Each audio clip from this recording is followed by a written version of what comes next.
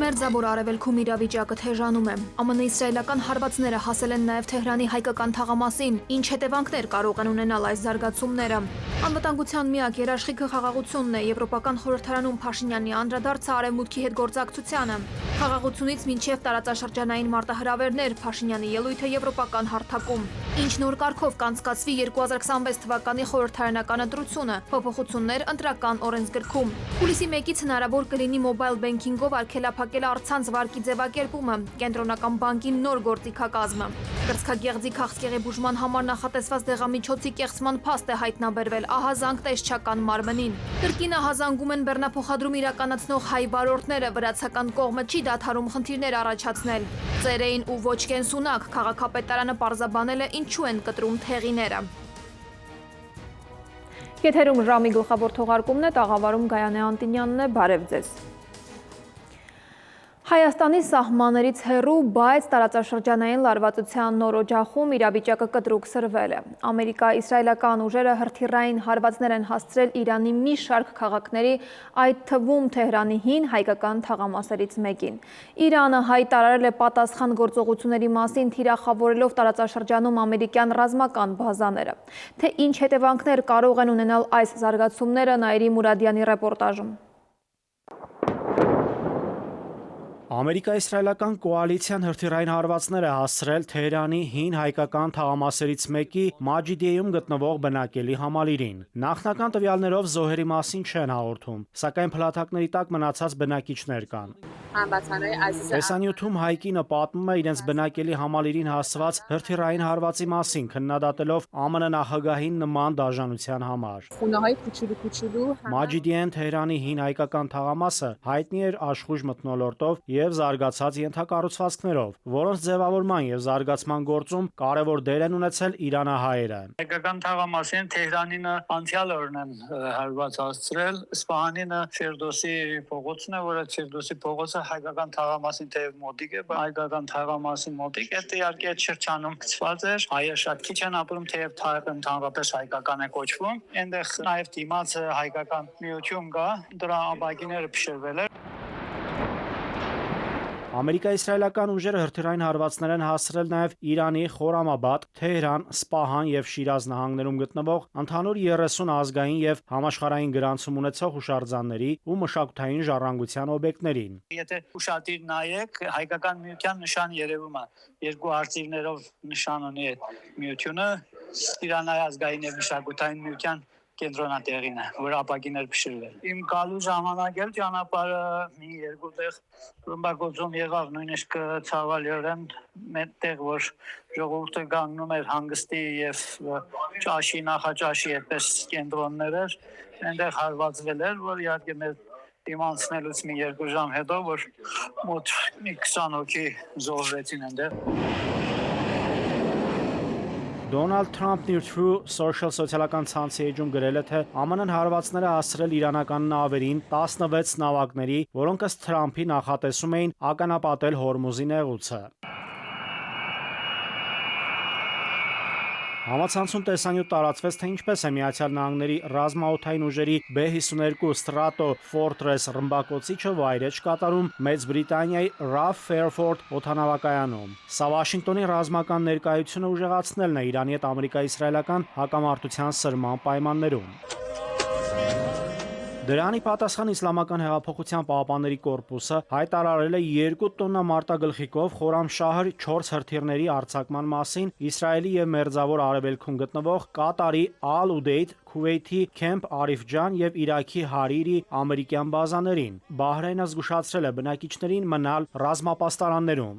Գիշերը իրանական անօդաչու թռչող սարքերը հարվածել են Դուբայի միջազգային օդանավակայանի հարակից տարածքին։ Ֆրանս 24-ը հայտնում է, թե 4 մարդ է վիրավորվել։ Դուբայի միջազգային օդանավակայանը, որտեղ գտնվում է Emirates ավիափոխադրող ընկերությունը, աշխարհի ամենածանրաբեռնվածն է միջազգային ուղևորությունների համար։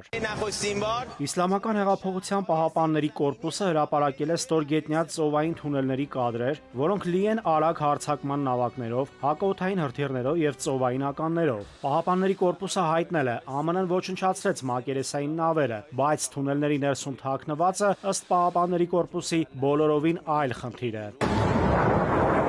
Իրանի նախագահ Մասուդ Փեզեշքյանը Պակիստանի վարչապետ Շահբազ Շարիֆի հետ զրույցում հայտնել է, որ իրանական զինված ուժերը կշարունակեն հարվածներ հասցնել Մերձավոր Արևելքում ԱՄՆ-ի այն ռազմաբազաներին, որոնցից հարձակումներ են իրականացվում իրանական տարածքի վրա։ Դրանք ըստ Փեզեշքյանի կթիրախավորվեն ինքնապաշտպանության իրավունքի շրջանակներում։ Իդեպ Իրանի զինված ուժերը խնդրել է մահմեդական բնակչությանը եւ տարածաշրջանի երկրներին մատնանշել ԱՄՆ-ի եւ Իսրայելի ուժերի տեղակայման վայրերը, առավել մեծաթիվ եւ ճշգրիտ հարվածներ հասցնելու նպատակով, որպեսզի չթիրախավորվեն խաղաղ քաղաքացիական անձինք։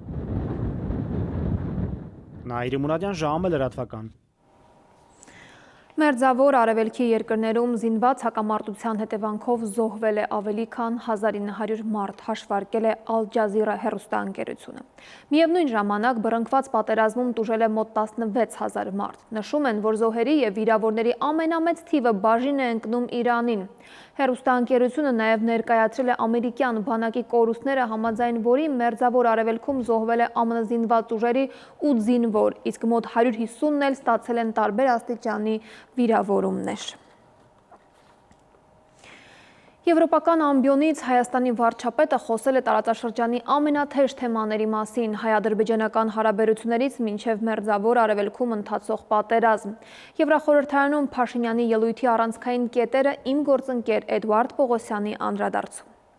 Ամենահիշարժան փոփոխությունը Հայաստանի եւ Ադրբեջանի միջև հաստատված խաղաղությունն է։ Գրեթե 2.5 տարի անց եվրոպական ամբիոն վերադառնալով Հայաստանի վարչապետը նախ հայ-ադրբեջանական խաղաղությունից է խոսում։ Րոպեներ չանցած ելույթում դրական շեշտադրումները մթագնում են, ինչպես հենց Փաշինյանը ձևակերպեց։ Տարածաշրջանում պատերազմ է, իսկ հարևան Իրանը մեր բարեկամը։ Նրա դեմ դուրս եկած Միացյալ Նահանգները ռազմավարական գործընկերը։ Մեզ մնում է միայն աղոթել բոլոր զոհերի հոգիների հանգստության եւ գործընկեր առաջնորդների իմաստության համար, որ նրանք րոպե առաջ գտնեն դիվանագիտական լուծումներ։ Մերձավոր արևելքում ռազմական գործողություններ են, Ադրբեջանն ու Թուրքիան փոխադարձաբար կարող են իրար հասնել Հայաստանի տարածքով։ Փաշինյանն ասում է, այսօր էլ պատրաստ ենք նրանց ճանապարհ տալ, բայց նրա ենթադրությամբ Բաքուն ու Անկարան այս առաջարկից չեն օգտվում, մտահոգվելով Սյունիքի ամերիկյան երթուղու հարցով։ Գուցե թրիփ ծրագիրն այդ պատճառով ուշանա։ Այս ամբիոնից պաշտոնապես հայտարարում եմ, որ Հայաստանը թրիփ նախագծի իրագործումը ձգձգելու ոչ միայն մտադրություն, այլև պատճառ չունի, որովհետև նախագիծը լիարժեք համապատասխանում է Հայաստանի Հանրապետության կարճաժամկետ, միջնաժամկետ եւ երկարաժամկետ շահերին։ 2024-ին ըստ Փաշինյանի Հայաստանը հասել էր իր պետականության եզրին։ Եթե կառավարությունը չորոշեր Ադրբեջանի հետ սահմանը զատել գծելու գործընթաց սկսել, ապա վարչապետն ասում է, մեջբերում եմ, Հայաստանն այսօր կլիներ ոչ թե անկախ պետություն, այլ առավելագույն արտաքին կառավարման ներքո գտնվող տարածք։ Այստեղ առանց անուններ հիշատակելու Փաշինյանն անդրադառնում է հայ առաքելական Սուրբ եկեղեցուն, նկատի առնելով Բագրատ arczepiskopos Գալստանյանի նախաձեռնած շարժումը սահմանազատման գործընթացի դեմ։ Սահմանազատման այդ որոշումը 2024 թվականի ապրիլի կայացնելը շատ դժվար էր։ Մեր եկեղեցու փաստացի պետի քաջալերմամբ arczepiskoposներից մեկը Հայաստանում շարժում էր սկսել պահանջելու համար ոչ միայն չիրականացնել սահմանազատում, այլև ըստ էության ակտիվացնել Ղարաբաղյան շարժումը, ասել է թե կոնֆլիկտը։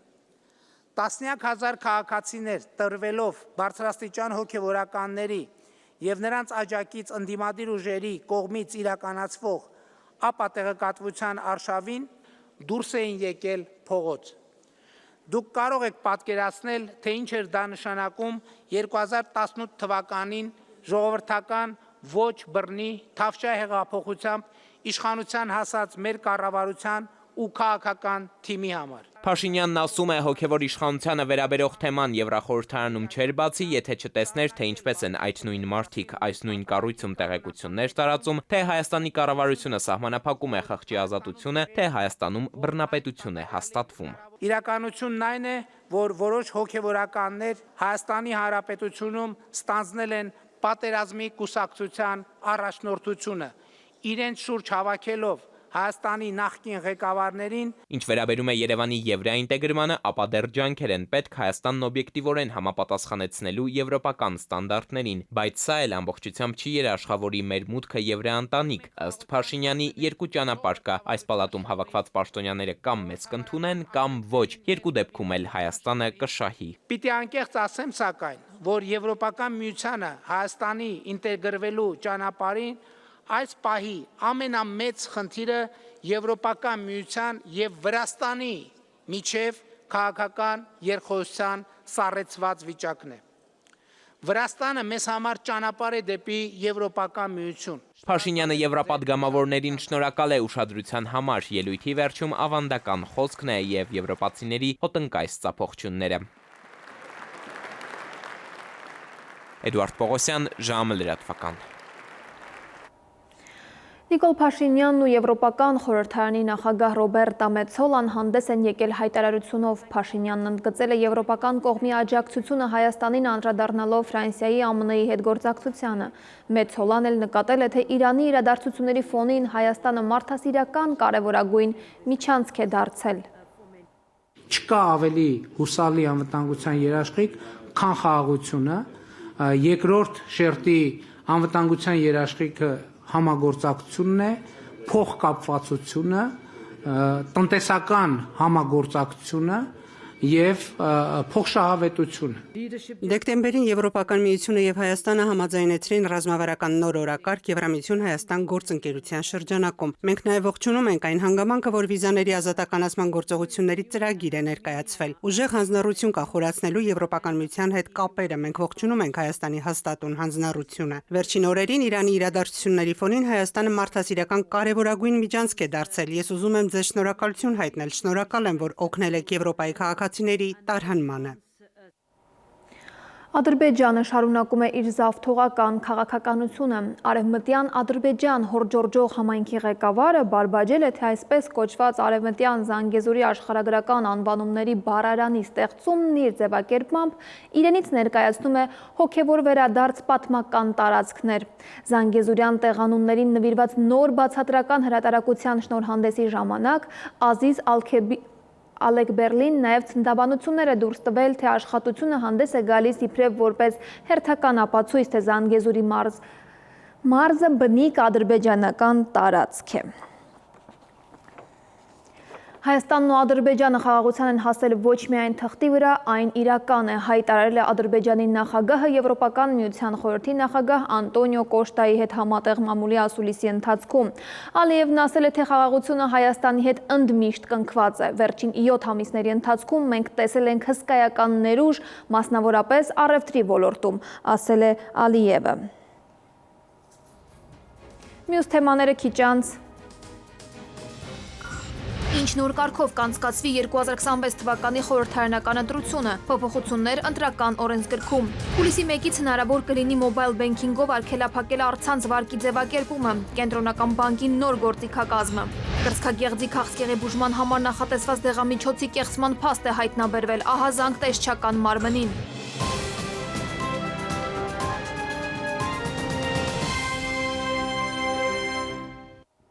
Շարունակենք թողարկումը։ Հայաստանում ընտրական համակարգում նոր փոփոխություններ են կատարվել, սահմանվել են նոր անցողիկ շեմերը, կոալիցիաների ձևավորման պայմանները եւ բոնուսային մանդատների տրամադրման կարգը։ Այս պահին երկրում գրանցված է 126 կուսակցություն, որոնք կարող են մասնակցել ընտրություններին արդեն նոր կանոններով։ Հայաստանում 126 կուսակցություն է գրանցված, քանիսն ունեն բավարար թվով հետևորդներ, պարզ չէ, բայց արդեն պարզ է, որ ընտրական օրենսգրքի վերջին փոփոխություններով գալիք խորհրդարան անցնելու շանսեր կունենան ավելի մեծ թվով կուսակցություններ, քան ներկա խորհրդարանում են։ Կուսակցությունների անցողիկ շեմը իջել է 4%։ Դաշինքների շեմը բարձրացել է 7%-ից 8% եւ 10%։ Մինչեւ 3 կուսակցությունից բաղկացած դաշինքները 8% շեմի ներքո են ընկնում։ 3 եւ ավել կուսակցությունից բաղկացած դաշինքները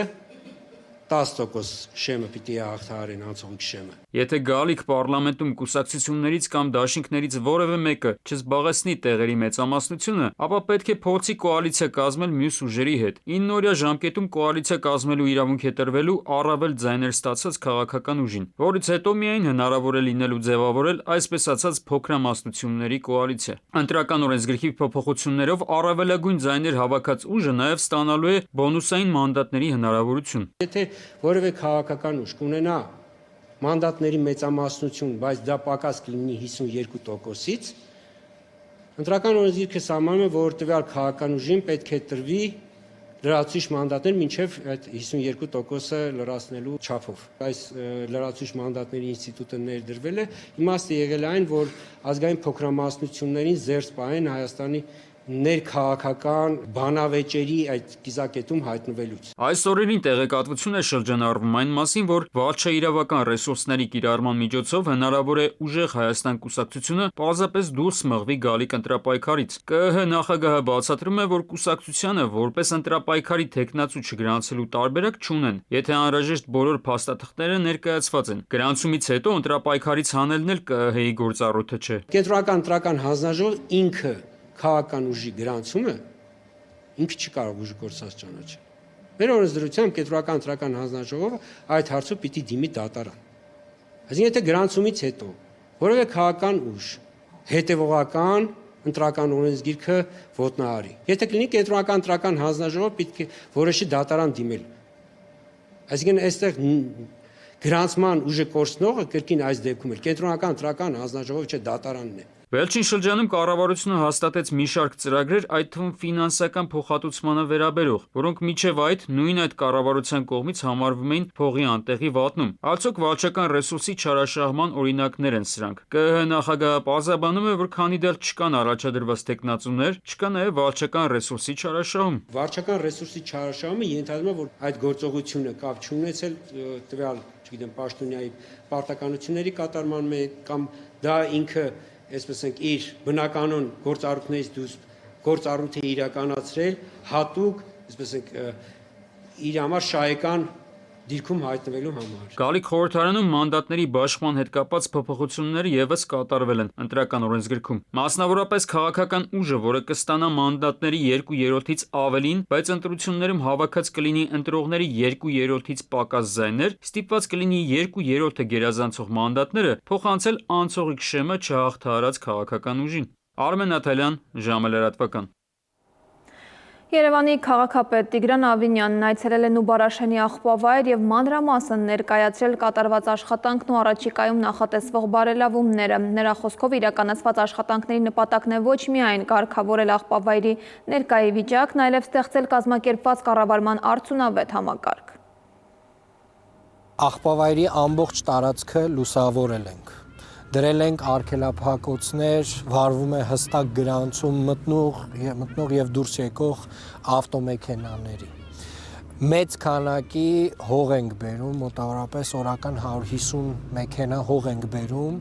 եւ ծածկում ենք բոլոր այն հատվածները, որտեղ որ ունեցել ենք կուտակված աղբ եւ շատ շուտով մոտ 1 ամիս հետո մենք անցնելու ենք արդեն որոշակի սովորական ռեժիմի, որը կնշանակի, որ 130 մեքենա աղբ է մտնելու եւ ընդամենը մի քանի տասնյակ կամ մոտ 100-ին մոտ մեքենա հող է մտնելու։ Տեսախցիկներ են տեղադրված ամբողջ տարածքով, վերահսկողությունը իրապես շատ բարձր մակարդակի է հասցված։ 2018-ից 25 թվականներին Հայաստանի Հանրապետությանն է վերադարձվել 773 միլիոն դոլարի գույք եւ դրամական միջոց։ Գլխավոր դատախազությունը վերլուծել է 18-ից 25 թվականների քրեական վարույթները, դատարաններում ավարտված գործերը, պետական եւ համայնքային շահերի պաշտպանության հայցերն ու հաշտությունները, նաեւ ապօրինի ծագում ունեցող գույքի բռնագանձման դիմումները։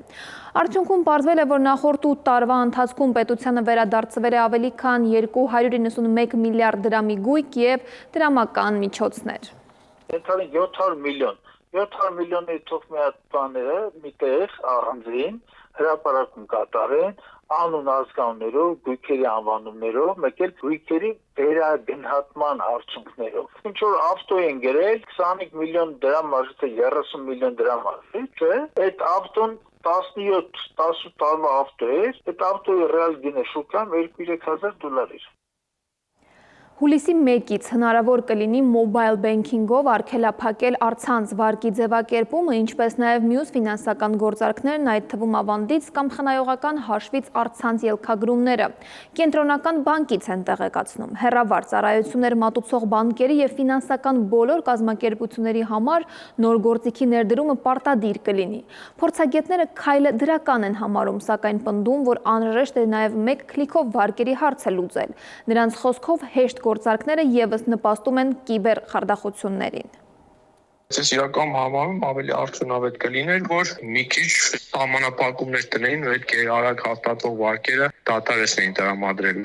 որտեղ մի քլիկով վարկ են ձևակերպում, դա հեչ լավ պրակտիկա չի, որտեղ բազմաթիվ դեպքեր կա, որ հենց այդպես էլ մարդկանցից գողանում են իրենց գումարը, մի հատ վարկի տակ են գցում։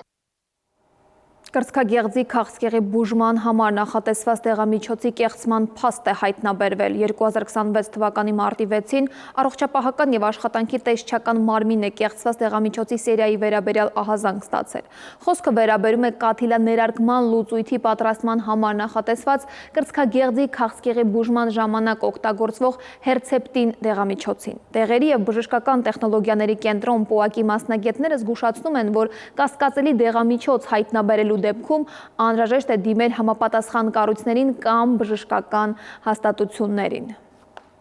Նաև շրջանառվում են ընդհանրապես ուռուցքային հիվանդությունների համար կեղծ օգտագործվող կեղծ դեղեր եւ դա շատ մեծ խնդրահարույց թեմա է, որովհետեւ բուժառուները միջայլոց բավականին թանկ են այդ դեղերը։ Այդ դեղերը ստանալով չեն ստանում համապատասխան էֆեկտները եւ քաղցկեղի ընդհատում, քաղցկեղի բուժման process-ը չի բարելավում։ Գազաբալոնային համակարգերով ավտոմեքենաները Հայաստանում լայն տարածում ունեն, սակայն դրանց տեխնիկական վիճակի վերահսկման հետ կապված խնդիրները նոր կարգավորման ընդունման պատճառ դարձան։ Մարտի 28-ից վկայագրման գործընթացը կանցկացվի տեսանկարահանմամբ։ Գազաբալոնային տրանսպորտային միջոցների թիվը Հայաստանում ըստ պաշտոնական տվյալների մոտ 60-ից 70% է եւ անվտանգ շահագործման կարևոր պայմաններից մեկը դրանց վիճակն է։ Այդ բալոնների վկայագրման գործընթացը մարտի 28-ից անցկացվելու է պարտադիր տեսանկարահանմամբ, որը պետք է 6 ամիս պահպանվի։ Ուսումնասիրությունների արդյունքում մեր կողմից ակնհայտորեն արձանագրվեց, որ լիցենզավորված շատ կազմակերպություններ տնտեսվարողներ գազաբալոնների պարբերական վկայագրումը իրականացնում են ոչ պատշաճ, նույնիսկ ավելին, հաճախ նույնիսկ առանց համապատասխան ծառայության մատուցման 2019-ից 21 թվականներին տեղի էր ունեցել գազաբալոնների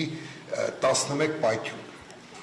իսկ 22-ից 25 թվականներին 10 պայթյուն։ Նոր կարգավորումներով հստակեցվում է, թե ինչպես պետք է կատարվի տեսագրությունը։ Այն պետք է արտացոլի տվյալ տրանսպորտային միջոցը, համարանիշը եւ վկայագրման ամբողջ process-ը, որպեսզի հնարավոր լինի հիմնավորել կամ նույնականացնել ծառայության պատշաճ իրականացումը։ Ըստ պաշտոնական տվյալների, Հայաստանում առկա է 104 լիցենզավորված կազմակերպություն, որոնք այդպիսի ծառայություններ են մատուցում եւ այս փոփոխությունը կատարվել է նաեւ տեսչական մարմնի պահանջով։ Քանի որ տեսչական մարմինը չուներ գործիք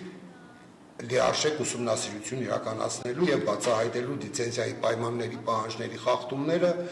եւ վարչարարություն իրականացնելու։ Նման կարգավորում նախորդ տարի կիրառվեց տրանսպորտային միջոցների տեխնիկական զննության կայանների նկատմամբ, քանի որ այդպիսի խնդիր այնտեղ նույնպես նկատվել է։ Եղել են դեպքեր, որ տեսչական մարմնից տեսանյութ են պահանջել, սակայն չեն ստացել, որը մասնագետների խոսքով հանգեցրել է մոտ 10 կազմակերպության լիցենզիայի կասեցմանը։ Դրա համար էլ տեսնելով, որ այսպիսի մեխանիզմը արտարացնում է մի բնակավարում, մենք նույն կարգավորումը փորձում ենք իրականացնել եւս գազաբալոնների պարբերական վկայագրման բնակավարում։ Ավտոտրանսպորտային միջոցների վրա տեղադրված հեղուկացված նավթային եւ սեղմված բնական գազով գազաբալոնների վկայագրումները իրականացվելու են 2 տարին մեկ անգամ։ Կազմակերպություններին տրվել է ժամանակ մինչև մարտի 28-ը կարգավորելու իրենց տեսանկարահանող ապարատների սարքին լինելը։ Մասնագետները սակայն ասում են, որ աշխատանքները ճիշտ չեն կազմակերպվում դեռ վաղուց։ Մեթոդաբանությամբ որ սկսել են այս աշխատանքները, չի կարող ապահովել արդյունք, ինչու որովհետև հզորությունը բավարար չէր ապահովելու այն ծառայությունները, որոնք որ փաստացի անհրաժեշտ էին մեր քաղաքացիներին։ Մասնագետները չեն բացառում նաև, որ կարող է խնդիր առաջանալ գազաբալոնների քանակի հետ։ Մեր երկրում կանխարգելիչ հաշվարկները չեն արվում։ Անում են աշխատանքը, վերջացնում են, բախվում են խնդրի, հետո սկսում են խնդրը լուծել։ Անդրադառնալով գազալցակայաններին, որոնք որ սպասարկում են փաստաթուղթ չունեցող քաղաքացիներին, մասնագետները առաջարկում են, որ կանխարգելիչ մեթոդները փոխվեն, տուգանքները խստացվեն այնպես, որ մարդիկ զգա ստանան ու չգնան այդ քայլերին։ 1-ից 2 ամսում շատ լավ պատկեր կլինի, թե պահանջարկը որքան է աճում։ Այսինքն գազաբալոն օրինակ եմ ասում, այսօր երկրում իրացվում է, 500 հատ, բայց երբ որ հսկողությունն իրականացնում ենք, հասկանում ենք, որ եւս 2500 մարդ պետքա գազաբալոնը արդեն փոխի։ Այսպիսով գազաբալոնների վկայագրման գործընթացում հայտնաբերված խախտումները ցույց են տալիս, որ ոլորտում վերահսկողության ուժեղացումը անհրաժեշտ քայլ է։ Մասնագետները ընդգծում են, ոլորտում անվտանգության ապահովման համար օրենքի պահանջները պետք է պահպանեն թե տնտեսվարողները, թե վարորդները։ Դավիթ Թադևոսյան, ժամալրատվական։ Կվերադառնանք քիչ անց։ Կրկինահազանգում են բեռնափոխադրում իրականացնող հայ վարորդները, վրացական կողմը չի դադարում խնդիրներ առաջացնել։ Ծերեին ու ոչ կենսունակ քաղաքապետարանը պարզաբանել է ինչու են կտրում թեղիները։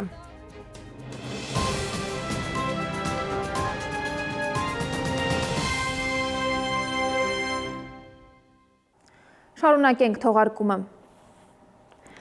Հայաստանի և Թուրքիայի միջև ավիացիոն կապերը ուշադրության կենտրոնում են։ Այսօրվանից սկսվում է երկու պետությունների միջև կանոնավոր չվերթները Ստամբուլ-Երևան-Ստամբուլ ուղղությամբ, որը իրականացնելու է թուրքական Turkish Airlines ավիաընկերությունը։ Ըստ ավիաընկերության պաշտոնական կայքի ավիատոմսերի գները կսկսվեն մոտ 61,000 դրամից։ Մասնագետների կարծիքով նման ուղիղ չվերթները կմեծացնեն ավիացիոն շուկայի մրցակցությունը։ Ստամբուլի օդանավակայանը այս պարագայում հանդիսանում է հաբ, այսինքն տրանզիտ թռիչքների համար կապուղի է։ Կարծում գների առումով կկարողանա շատ մրցունակ գներ առաջարկել։ Պարզապես այլ ավիաընկերությունների դեմպինգի կարող է ենթարկել իր էժան գներով եւ շուկայից դուրս թողնել։ Միակ մեր օգուտը այն պետք է լինի, որ նավիգացիան մեր օդային տարածքն են օգտագործելի, ինչի համար վճարելու են։ Ավելի մեծ եկամուտը իրենք են ստանալու, որտեղ իրենք ստանալու են թե տոմսերի վաճառքի շահույթը, թե հարկերը։ Հայկական ընտանիքի առօրյան և մարդկային հարաբերությունները հումորային երանգներով ներկայացնող Մարդամեկը սիթքոմը կարճ ժամանակահատվածում մեծ ուշադրություն է գրավել հեռուստադիտողների շրջանում։ Նախագիծը համացանցում և հեռուստաեթերում շատ դիտումներ է ունեցել ու արագ ձեռք բերել իր հավատարիմ հանդիսատեսը։ Ստեղծագործական թիմն արդեն սկսել է երկրորդ եթերաշրջանի նկարահանումները, որտեղ նոր կերպարներ և հետաքրքիր զարգացումներ են սպասվում։ Մարդամեկը Արի Շուշան ջան, բարև ձեզ։ Բարև Շուշանիկ ջան։ Միլիոնավոր դիտումներ եւ բարձր վարկանիշ, հայկական ընտանիքի առօրյան, կենցաղային իրավիճակներն ու մարդկային հարաբերությունները հումորով ներկայացնող Մարդամեկը սիթքոմը համացանցում հավաքել է ռեկորդային դիտումներ եւ դարձել շատերի սիրելի հեռուստա նախագիծը։ Այս աչքից խառնել եմ իմ չստերի փոխարեն քո ռոզվի չստերն եմ հագել։ Որը են խոզուկովը։ Հա։ Սիթքոմի ստեղծագործական թիմն արդեն սկսել է նոր եթերաշրջանի աշխատանքները։ Առաջին եթերաշրջանը շատ կարճ ժամանակահատվածում շատ սիրվեց, որի համար անչափ շնորհակալ ենք մեր հեռուստադիտողին։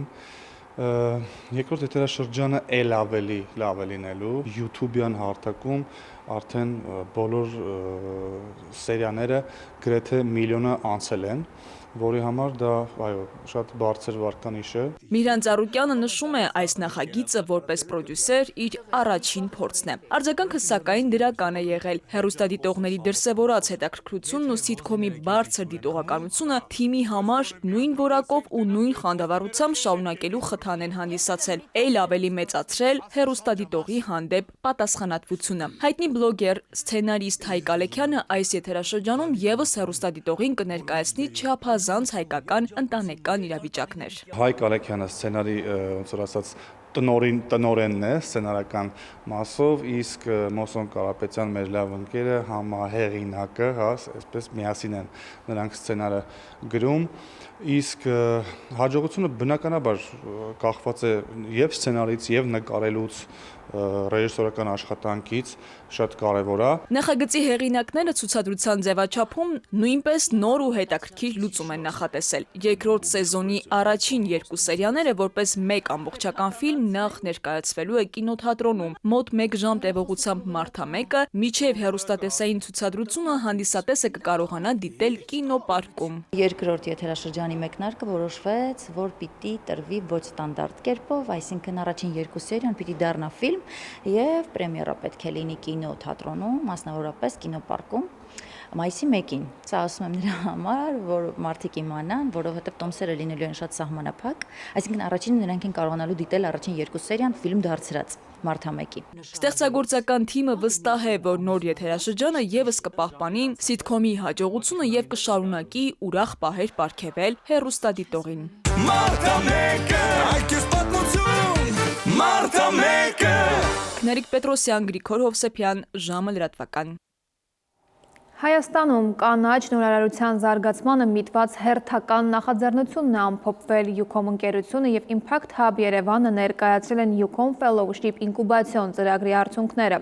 Մեկ տարվա ընթացքում ծրագրի մասնակից 9 ստարտափներ աշխատել են շրջակա միջավայրի պահպանությանն ու կայուն զարգացմանը նպաստող տեխնոլոգիական լուծումների վրա զարգացնելով իրենց գաղափարներն ու ներկայացնելով գրանցած առաջընթացը։ Ucom-ը եւ Impact Hub Երևանն ամփոփում են Ucom Fellowship ինկուբացիոն ծրագրի հերթական արդյունքները։ 9 նորարարական ստարտափներ մասնագիտական ժյուրիին ներկայացնում են իրենց նախագծերը, որ մշակել են 1 տարվա ընթացքում, գրանցած առաջընթացը եւ կայուն զարգացմանն ուղղված լուծումները։ Այս ծրագրերից մի քանիսը դառնալու են ինչ-որ ցկողական ուժ, որը մասնակցություն ունենալու է ավելի մաքուր ԱԲԿ շրջակա միջավայր, էկոլոգիական պահպանված, կանաչ մտածելակերպի խրախուսման եւ առաջ տանելու զարգացման այդ գաղափարի առաջ տանելու մեջ։ 1 տարի տևողությամբ այս նախաձեռնությունը նպատակ ունի աջակցելու Հայաստանի կանաչ նորարարների նոր սերնդին, որոնք մշակում են տեխնոլոգիական լուծումներ շրջակա միջավայրի կայունության ապահովման համար, ստանալով անհատական քոուչինգ, մենթորների աջակցություն եւ համագործակցության լայն հնարավորություններ։ Ucom-ի հետ այս համագործակցությունը արդեն 2-րդ տարին է, որը հասցնում ենք իր ավարտին, որը իրոք շարունակական ընթացք ունի ինքը, որի շրջանակներում կանաչ ձեռնարկատիրությունը, կանաչ լուծումները, դարբեր ձեռներեցներ գալիս են ու իրանք իրանց երկրի համար փորձում են լուծումներ ստեղծել։ 2025 թվականի ծրագրի մասնակիցների թվում էին մի շարք հեռանկարային նախաձեռնություններ, թիմերը ցուցադրեցին զգալի առաջընթաց, մշակելով կայուն զարգացման տարբեր մարտահրավերների հաղթահարմանն ուղղված ընդլայնվող լուծումներ։ Նրանց նախաձեռնությունները ներառում են կանաչ նորարարության լայն շրջանակ, թափոնների կառավարման լուծումներից մինչև արհեստական բանականության վրա հիմնված էներգիայի օպտիմալացում։ Գոհար Հարությունյանի Eco Habit-ը հաղթող ծրագրերից մեկն է։ Նրա նման եւս 2 մասնակից 400,000 դրամ ֆինանսական աջակցություն են ստանում իրենց նախաձեռնությունների զարգացման հաջորդ փուլը սկսելու համար։ Սա ինձ իհարկե նոր թևեր է տալիս, նոր ողջավորություն եւ ստիպում է ինձ առաջ գնալ։ Այս հաջողությունների հիման վրա Ucom Fellowship ծրագրի հաջորդ փուլը կմեկնարկի ապրիլին։ Հայտերի ընդունման մեկնարկի մասին կհայտարարեն լրացուցիչ։ Էդուարդ Պողոսյան, ժամը լրատվական։